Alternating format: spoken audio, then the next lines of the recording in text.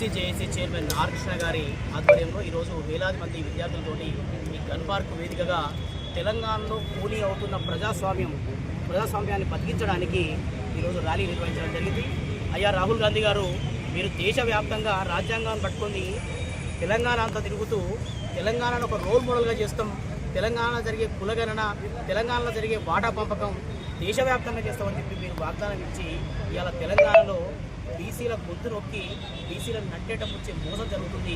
మీరు ఎక్కడున్నారు, అసలు మీరు గమనిస్తున్నారా, మీ దృష్టికి వచ్చిందా అని చెప్పి మేము ఇంటి ద్వారా ప్రశ్నిస్తున్నాము. గత పార్లమెంట్ సమావేశాలు వ్యవహారం గురించి మాట్లాడలేదు. ఈరోజు మీ ముఖ్యమంత్రి కేంద్ర మంత్రులను కలవరు, ప్రధానమంత్రులను కలవరు, కేంద్రంతో బీసీ బిల్లు కోసం సంప్రదింపులు చేసే వ్యవహారం ఉండదు.